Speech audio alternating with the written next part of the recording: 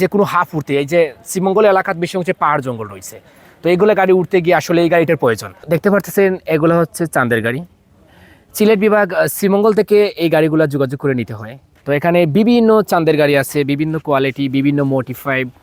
তো দেখতে পাচ্ছেন এই যে গাড়িগুলো, আসলে এই গাড়িগুলো একটা গাড়ির একটা রেট।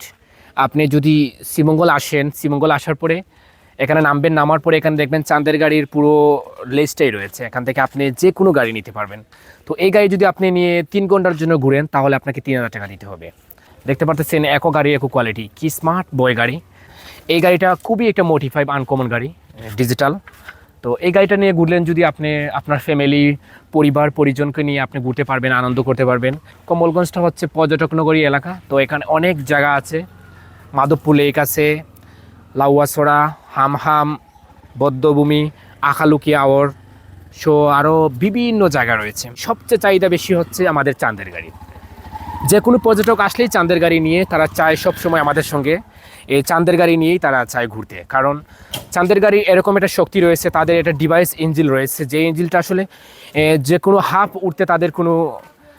তাদের হাফ উঠতে কোনো সমস্যাই হয় না।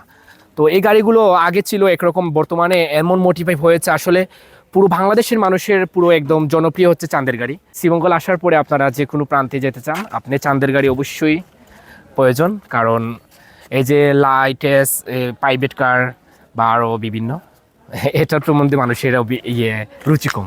আমরা 3500 টাকা নিই, 3500 সরকারি রেট করা আছে, তাহলে তো ভালো। আসলে 3500 টাকা দিয়ে আপনি সারা দিন 6-7টা স্পট রয়েছে এই যে কমলগঞ্জের ভিতরে, যা শ্রীমঙ্গলের ভিতরে যেটা রয়েছে একই সব কিছু মিলিয়ে যেটা স্পট রয়েছে আপনি ঘুরতে পারবেন। আর এই গাড়িগুলোর এরকম ডিমান্ড রয়েছে কারণ হচ্ছে তারা যে কোনো হাফ উঠতে, এই যে শ্রীমঙ্গল এলাকার বেশি হচ্ছে পাহাড় জঙ্গল রয়েছে, তো এইগুলো গাড়ি উঠতে গিয়ে আসলে এই গাড়িটার প্রয়োজন।